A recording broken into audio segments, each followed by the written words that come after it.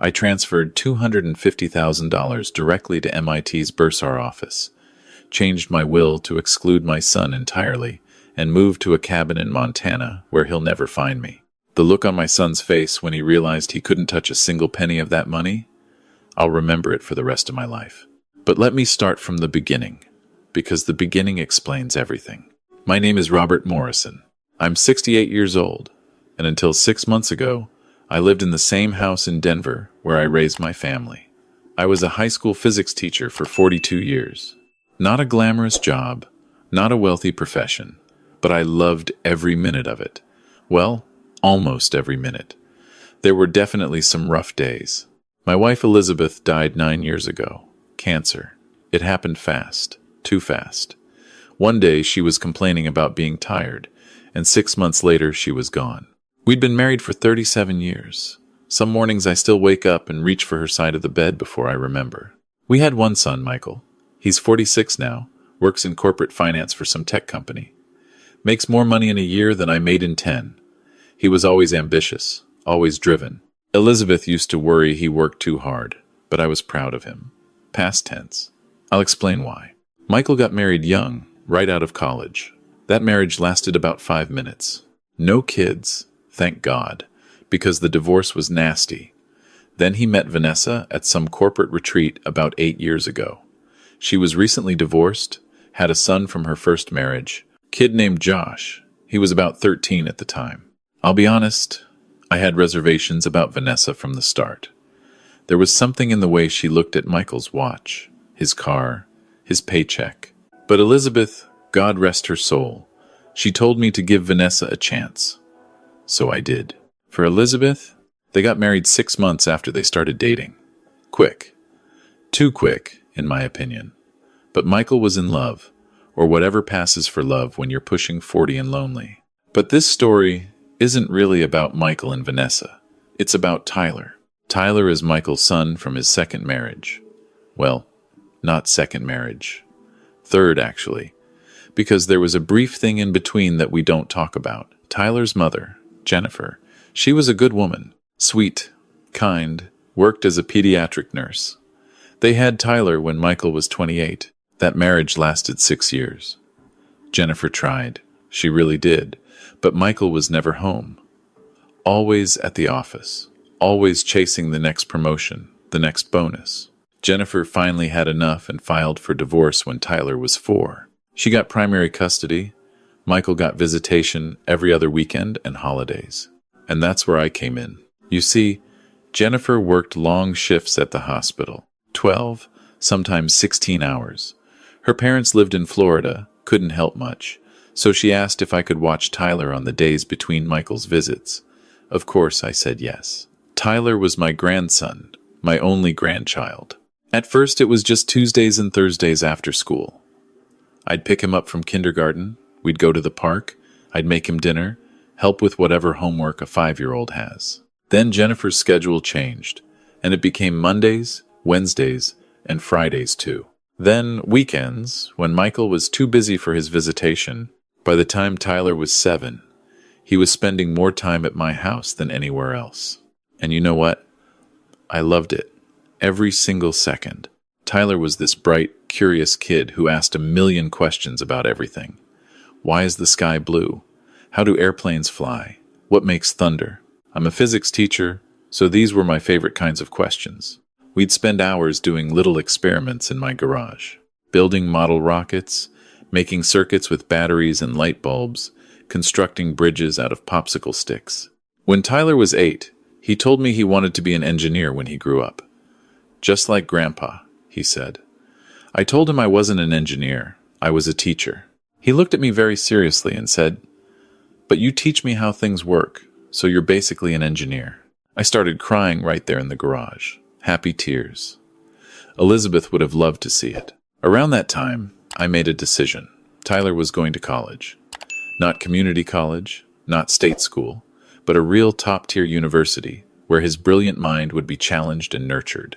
MIT, Caltech, Stanford, wherever he wanted to go. The problem was money.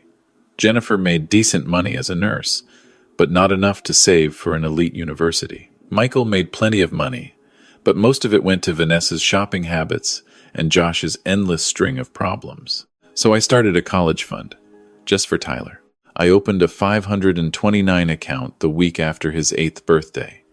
I put in $500 to start. Then I set up automatic transfers, $200 every month from my teacher's pension. Some months, I could squeeze in more. When I got my annual cost of living adjustment, that went straight to Tyler's fund. When I sold Elizabeth's car that I couldn't bear to drive, that money went to Tyler's fund. I didn't tell Michael about it. I didn't tell Jennifer. I didn't tell anyone except my lawyer and my financial advisor. This was between me and Tyler. For 10 years, I built that fund. I was careful, conservative with my investments, mostly index funds, some bonds, nothing risky. This was Tyler's future, not some gambling money. By the time Tyler was 18, that account had grown to $250,000. Every week for those 10 years, Tyler spent time at my house. Even as he got older and didn't need babysitting anymore, he'd come over. We'd work on science fair projects in the garage. He won first place at the regional science fair 3 years in a row. His sophomore year project on renewable energy efficiency was so good, it got him invited to the state competition. I went to every single one of Tyler's school events, every science fair, every academic awards ceremony, every robotics club demonstration. Michael showed up to maybe a quarter of them. He was always too busy, always had some meeting or conference call. Vanessa never came to any of them, not once. But I was there, always. Last November, Tyler got his acceptance letter from MIT, full acceptance to their engineering program. He called me before he even told his parents. "Grandpa!" His voice was shaking with excitement. I got in. I actually got in. I was sitting in my living room, and I just started sobbing. Happy sobs, the kind where you can't catch your breath. "Of course you got in," I managed to say. I never doubted it for a second. "I couldn't have done it without you, Grandpa. All those hours you spent helping me with math, with physics, with my applications. You believed in me when nobody else did." We talked for an hour about his plans, what he wanted to study, his dreams of working for NASA or SpaceX someday. It was one of the best conversations of my life. The next day, Michael called me. "Hey, Dad, Tyler told you his news?" "About MIT?" "Of course. I'm so proud of him." There was a pause. "Yeah, well, there's a situation we need to discuss. Can Vanessa and I come by this weekend?" Something in his tone made my stomach drop, but I said yes. That Saturday, they showed up at my door. Michael was wearing his usual expensive suit, even on a weekend. Vanessa had her designer purse that probably cost more than my monthly pension. They sat on my couch like they were about to fire me from a job. "So, Dad," Michael started, doing that thing where he drums his fingers on his knee. He always did that when he was nervous. "Tyler's MIT acceptance is incredible, really incredible. But you know how expensive those schools are." "I do," I said. "MIT runs about $80,000 a year, all in." Michael blinked. "You've looked into it?" "Of course I've looked into it. He's my grandson." Vanessa leaned forward. "The thing is, Robert, we can't afford to send Tyler to MIT. Not with Josh's situation." This was the first time they'd mentioned Josh directly. "What situation?" Michael sighed. Josh dropped out of CU Boulder. He was struggling, academically and, well, socially. He's back home now, trying to figure things out. Josh had gone to University of Colorado on their dime. Full ride from his parents. From what Tyler had told me, Josh spent most of his freshman year partying and skipping classes. He'd flunked out by spring semester. "I'm sorry to hear that," I said, though I wasn't particularly surprised. "He wants to go back to school," Vanessa said quickly. "He's been looking at private colleges, smaller environments where he can get more attention. We found a great program in California, but it's expensive." I had a bad feeling about where this was going. "The thing is," Michael said, "we need to be fair to both boys. We can't send Tyler to MIT if we can't also give Josh the same opportunity." I stared at him. Josh had his opportunity. He flunked out. "He made some mistakes," Vanessa said, her voice getting sharp. "He was young. He deserves a second chance." Everyone deserves a second chance, I agreed. But Tyler earned MIT. He spent years working toward it. You can't punish him for Josh's choices. We're not punishing anyone, Michael said. We're being equitable. We have 2 sons. We need to provide equally for both. My blood was starting to boil. Josh isn't Tyler's brother. He's your stepson, Michael. And Tyler isn't Vanessa's responsibility. Vanessa's face went red. Josh is Michael's son, too. No, he's not. He's your son from your first marriage. Michael adopted him legally, sure, but that doesn't erase biology. Dad, that's not fair, Michael said. What's not fair is pretending these boys are in the same situation. Tyler has perfect grades, perfect test scores, got into one of the best schools in the world. Josh partied his way out of a state school. Vanessa stood up. We didn't come here to be insulted. Then why did you come here? Michael cleared his throat. We came to ask for your help. We know you've been saving money. You told me last year you had a good nest egg from your pension. My heart started pounding. And? We need you to help us pay for the boys' education. Both boys? It's only fair. I stood up too. Get out of my house. Dad. I said, get out, both of you. They left, but I knew this wasn't over. 2 weeks later, Michael called again. His tone was different this time. Harder. Dad, we need to talk about your finances. No, we don't. Vanessa and I have been discussing your situation. You're 68 years old, living alone in a big house. You don't need all that space. This is the house I raised you in. This is the house where your mother and I lived for 40 years. I understand it's sentimental, but be realistic. The property taxes alone are eating into your pension.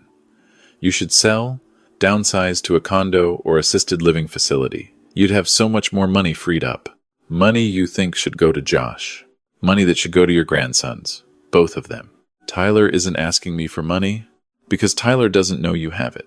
But when he finds out you've been hoarding savings while he can't afford to go to his dream school, how do you think he'll feel? That was a low blow, and Michael knew it. MIT offered Tyler a financial aid package, I said. Jennifer told me, grants and scholarships covering about 60% of the cost. The rest he can handle with reasonable student loans. Or you could help him. Unless you'd rather he start his career $50,000 in debt. You make $500,000 a year, Michael. You could write a check for MIT tomorrow and barely notice it. We have expenses. The mortgage on our house, Josh's therapy, Vanessa's. Vanessa's what? Her shopping addiction? Those monthly trips to Paris? You have no idea what our life costs. You're right. I don't. Because I spent 42 years living on a teacher's salary, and somehow your mother and I managed just fine. He was quiet for a moment. Then he said something that changed everything. Tyler needs guidance, Dad. Financial guidance. Vanessa and I have been thinking, maybe it would be good if we had power of attorney for your accounts, just to help you manage things. You're getting older, and sometimes people your age make poor financial decisions. I felt like I'd been punched in the gut. You want power of attorney, just as a precaution, to protect you, to protect me, or to access my money? Dad, don't be paranoid. I'm not paranoid. I'm furious. You're threatening to have me declared incompetent so you can steal my savings. Nobody said anything about incompetent. That's what power of attorney means when it's not voluntary. You want to tell a court I'm senile, incapable of managing my own affairs. You're being dramatic. And you're being greedy. The answer is no. Absolutely not. We'll see about that. He hung up. I sat in my living room shaking.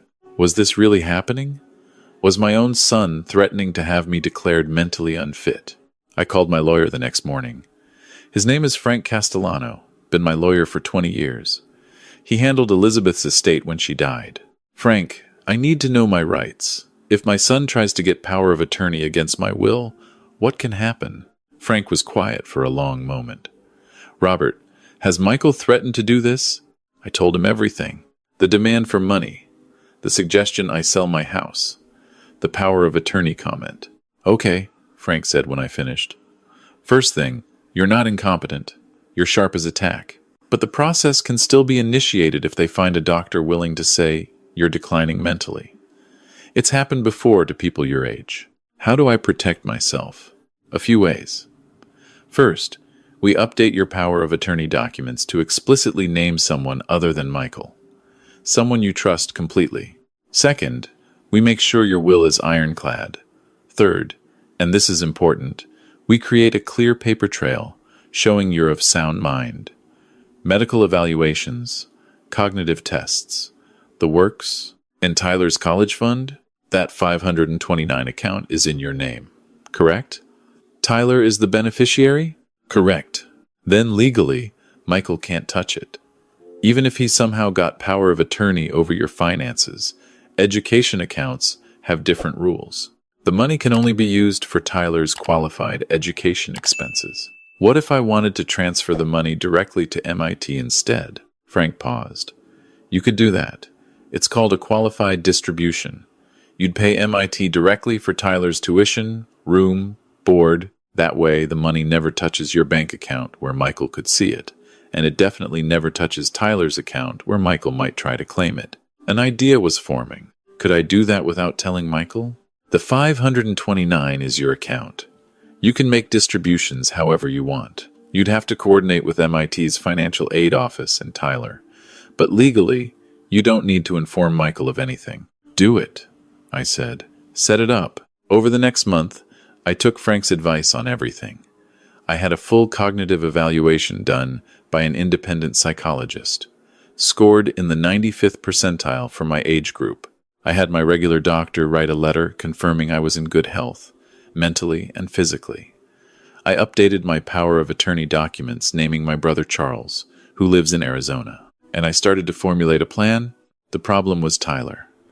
I couldn't do any of this without him knowing, and I didn't want to put him in the middle of a war between his father and grandfather. I decided to tell him the truth about everything. One Saturday in January, Tyler came over like he did every week. We were in the garage, working on a project he wanted to build before heading to MIT in the fall. A small robot that could navigate obstacles using infrared sensors. Tyler, I said, putting down my soldering iron, we need to talk about something important. He looked up from the circuit board. What's wrong, Grandpa? You look serious. I am serious. It's about college. His face fell a little.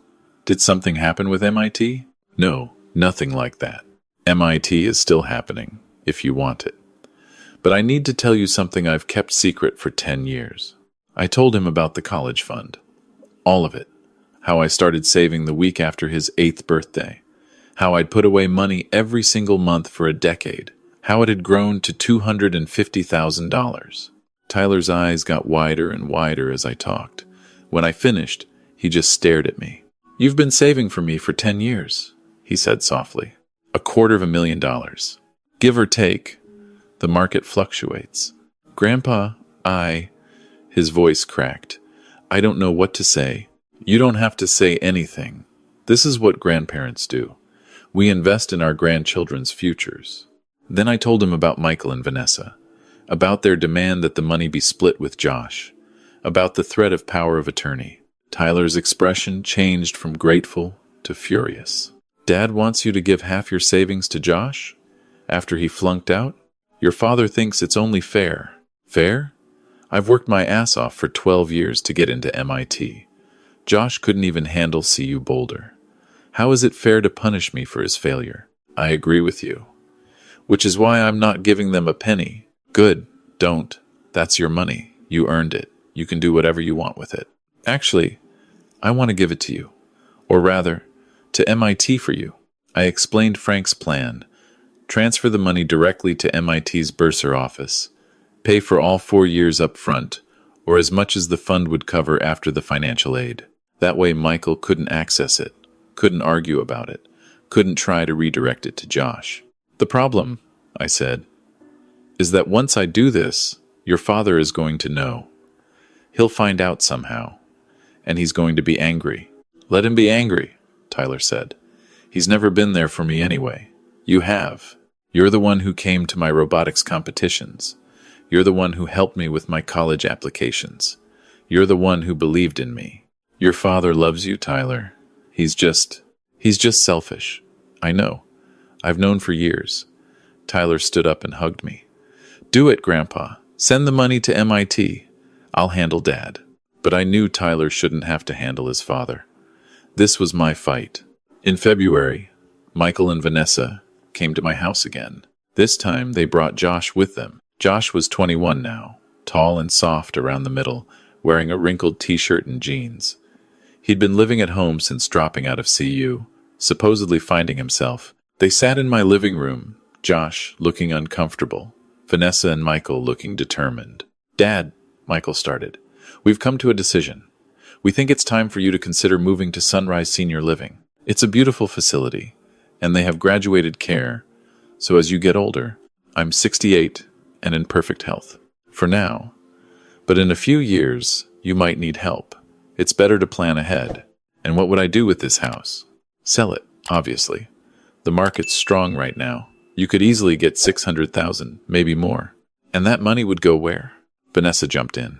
Into a managed account that could provide for your care at Sunrise, plus help with the boys' education. So I sell my home, move into an old folks' home, and hand over the proceeds to you. It's not for us, Michael said. It's for Tyler and Josh, our sons. Josh isn't my grandson. Josh flinched. Vanessa's face went crimson. How dare you? She hissed. It's the truth. Josh, no offense to you personally, but you're not blood. Tyler is my grandson, my only grandson. My loyalty is to him. That's incredibly hurtful, Michael said. You know what's hurtful? Being threatened with power of attorney by my own son. Being told I'm too old and incompetent to manage my own money. Nobody said incompetent. You implied it. And I've had enough. I stood up. Here's what's going to happen. I'm not selling my house. I'm not moving to Sunrise. I'm not giving you access to my finances. And I'm certainly not funding Josh's second attempt at college. Then you won't be seeing Tyler anymore, Vanessa said coldly. Excuse me? Tyler is a minor until August. Michael has joint custody. If you're going to be a divisive influence, undermining our family unity, then we can't allow you access to him. My heart stopped. You're going to keep me from my grandson. Only until he's 18 and can make his own choices. Until then, we need to protect him from this kind of toxic favoritism. Michael looked uncomfortable but didn't contradict her. You can't do this, I said. Watch us, Vanessa replied. They left. Josh didn't say a word the entire time, just followed his mother out like a puppy.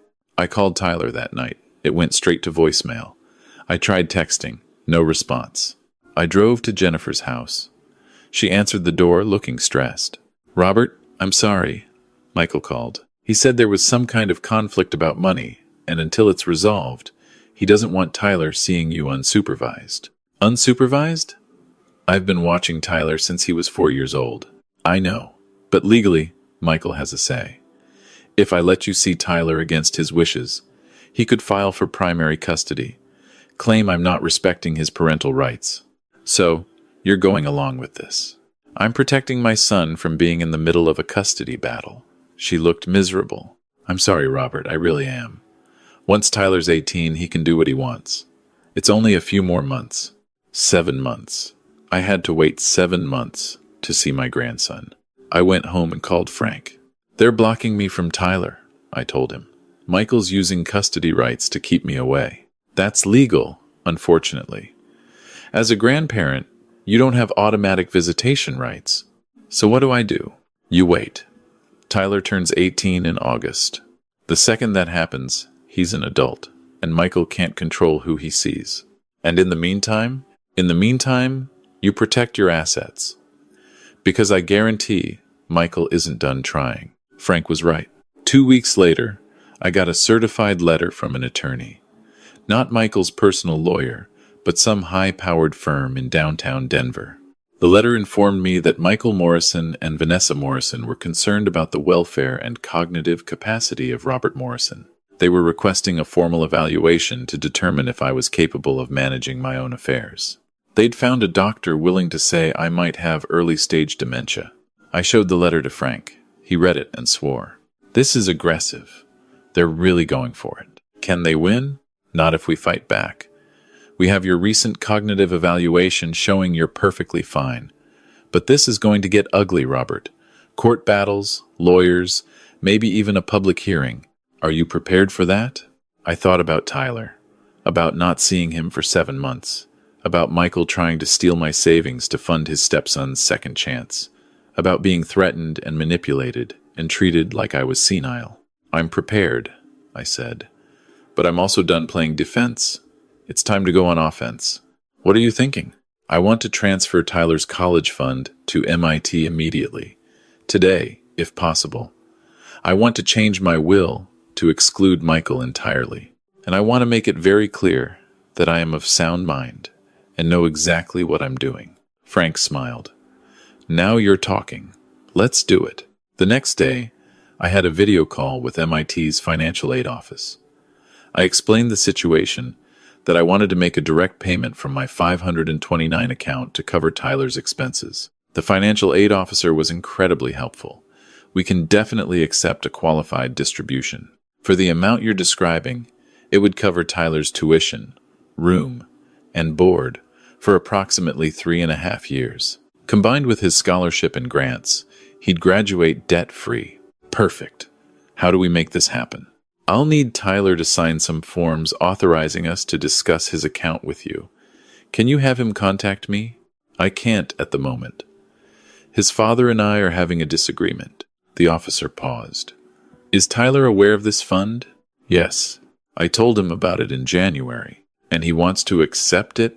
Absolutely. Then here's what we can do. I'll send the authorization forms directly to Tyler's email. He can sign them electronically and send them back. Once we have that, we can process the distribution. I had Tyler's email from our regular correspondence, but I hadn't been able to reach him since Michael cut off contact. I sent Tyler an email. The subject line was, "Urgent, college money." Tyler, I know your father is preventing us from talking. I understand you're in a difficult position, but I need you to check your email from MIT. They're going to send you forms to authorize payment from your college fund. Please sign them and send them back immediately. This is important. Once this money is transferred, it's protected. Your father can't touch it, can't redirect it to Josh, can't use it as leverage. It's yours, for MIT, forever. I love you, and I'm fighting for you, Grandpa. I hit send and waited. 3 days later, Frank called me. Robert, MIT confirmed they received Tyler's authorization forms. The transfer is processing. $250,000 will hit MIT's account by the end of the week. I actually started crying. Tyler signed them. He did. That kid's smart. He knew what you were doing and protected himself.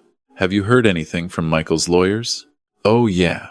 They're furious. They found out about the transfer somehow.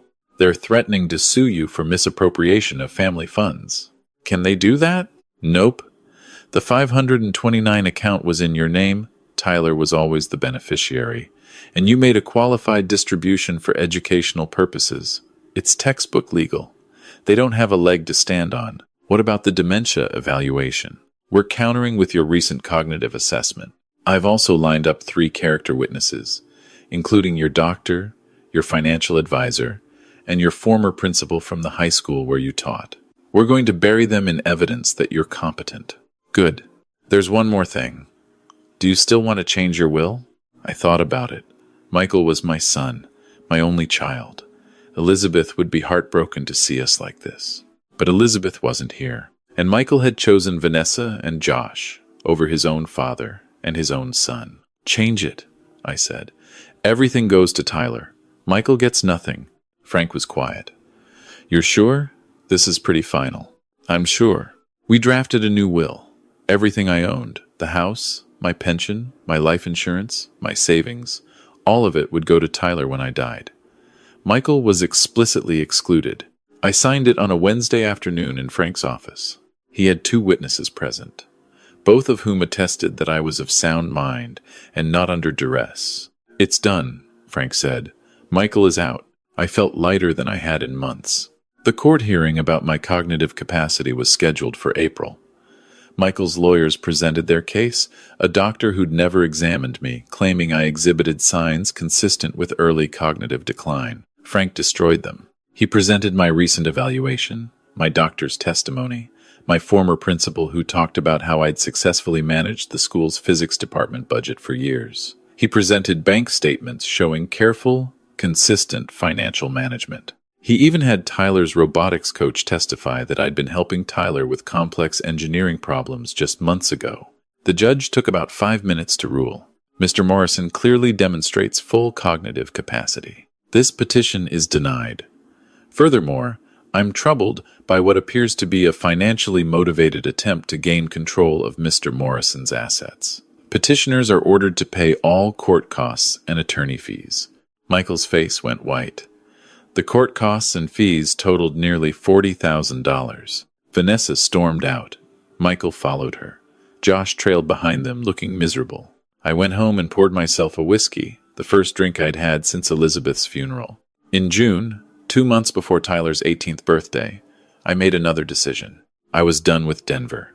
Done with this house where every room reminded me of happier times.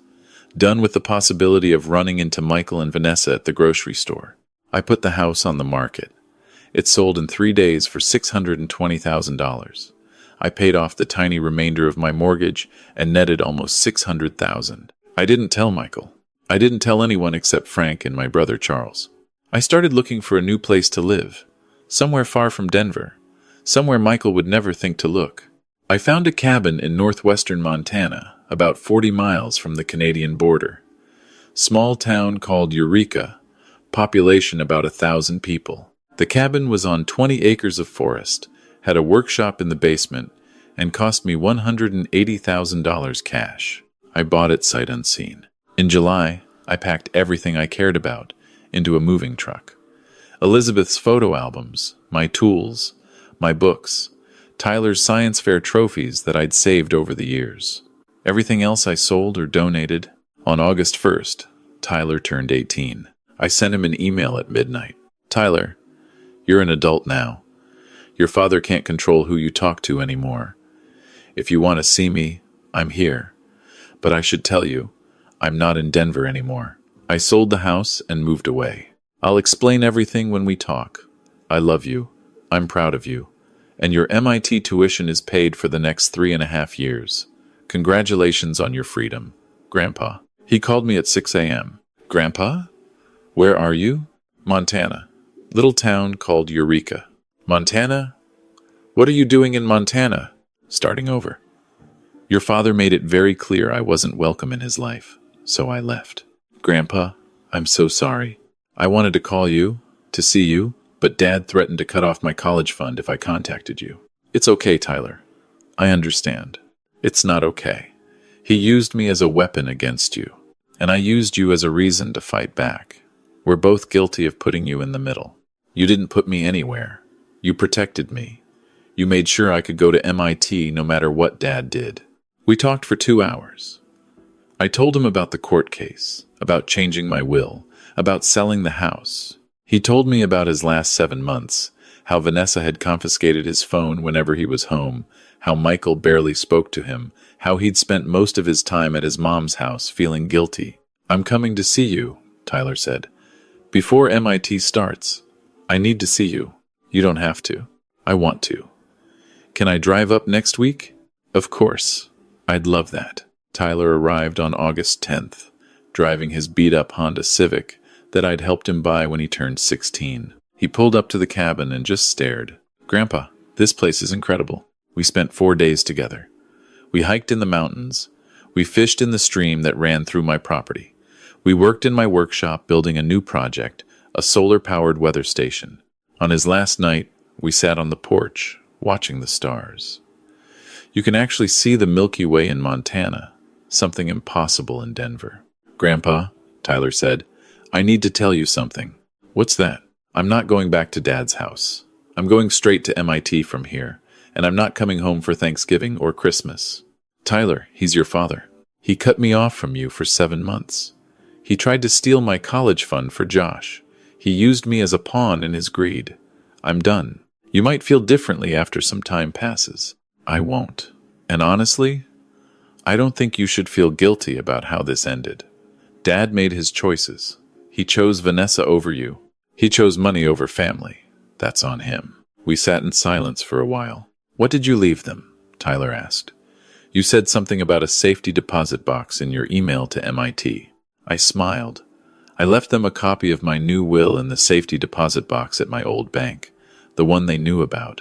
I figured they'd try to access it after I moved, see if there was anything valuable. And they'd find out they're getting nothing. Exactly. Grandpa, you're diabolical. I learned from the best. Your grandmother could hold a grudge like nobody's business. Tyler laughed, and it was the best sound I'd heard in months. He left for MIT the next morning. We said goodbye at my driveway, and I watched his car disappear down the mountain road. I didn't cry. I was happy. Tyler was going to be fine. Better than fine. He was going to be extraordinary. 2 weeks after Tyler left, I got a voicemail from Michael. Dad, we need to talk. I went to your bank to check on the safety deposit box, and they told me you closed it. The manager gave me the contents. I saw the will. This is insane. You can't cut me out entirely. I'm your son. Call me back. I deleted the message. He called 6 more times. I didn't answer. Finally, he sent an email. Dad, I know you're angry. I understand I made mistakes. But cutting me out of your will completely is cruel and vindictive. I'm still your son. We can work this out. Please call me. I wrote back, 1 sentence. You made your choice when you chose Vanessa's son over yours. Now live with it. I never heard from him again. That was 6 months ago.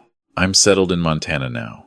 I volunteer at the local high school teaching a physics club twice a week. The kids here are great. Remind me why I loved teaching. I've made friends in town. There's a group of retired guys who meet for coffee every morning at the diner. We talk about fishing and politics and complain about our various aches and pains. Tyler calls me every Sunday. He's thriving at MIT, top of his class in 3 subjects. He's already talking about graduate school, maybe a PhD. He came to visit over winter break. Didn't go home to Denver at all. Flew straight to Montana and spent 2 weeks with me. We built a robot that can shovel snow off my driveway. It doesn't work very well, but it was fun to make. I'm thinking about changing my name, Tyler said one night over dinner. What do you mean? Legally. I want to change my last name to Morrison Elizabeth, to honor you and Grandma. I don't want to be just a Morrison anymore. That's Dad's name. I want to be connected to you. I had to leave the table because I started crying. My brother Charles asked me last month if I regret how things ended with Michael. I thought about it for a long time before answering. I regret that it had to end this way, I said. I regret that Michael turned into someone I don't recognize. But I don't regret my choices. I protected Tyler. I protected myself. And I chose my own happiness for the first time in my life. Elizabeth would be proud of you, Charles said. I think he's right. Elizabeth always said I was too much of a people pleaser, always putting everyone else first. She'd be glad I finally stood up for myself. Sometimes, late at night, I wonder what would have happened if I'd just given in. If I'd split the college fund between Tyler and Josh.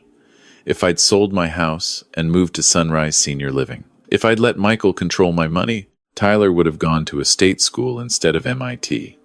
Josh would have flunked out of another college. Michael and Vanessa would have burned through my savings on their lifestyle. And I'd be sitting in some assisted living facility, waiting to die, having sacrificed everything for people who never appreciated it. Instead, I'm sitting in my cabin in Montana, watching snow fall through the pine trees, planning my next project with Tyler for when he visits in the summer. I chose myself. I chose Tyler. And I'd make that choice again 1,000 times over. Some people might say I was selfish, that family should stick together no matter what, that I should have forgiven Michael and shared my money. Those people have never been threatened with power of attorney by their own child. They've never watched their son try to steal from their grandson. They've never been called incompetent and senile at 68 years old. I gave Michael everything I had for 46 years. I raised him, supported him, loved him, even when he was difficult. I gave him every advantage I could afford on a teacher's salary. And when it was time for him to show me the same loyalty, the same love, he chose money instead. So yes, I chose myself. I chose my grandson. I chose freedom, and I have no regrets. If you're listening to this and you're in a similar situation, if your family is treating you like an ATM machine, if they're threatening you or manipulating you or trying to take what you've earned, I want you to know something. You don't owe them your life savings just because they're family. You don't owe them your home, your security, your future. You don't have to sacrifice yourself on the altar of family obligation. Choose yourself. Choose the people who actually love you for who you are, not what you can give them. It's never too late to start over. I'm 69 years old, and I'm happier now than I've been in a decade. That's my story. That's what happened when I stopped letting my family use me. Best decision I ever made.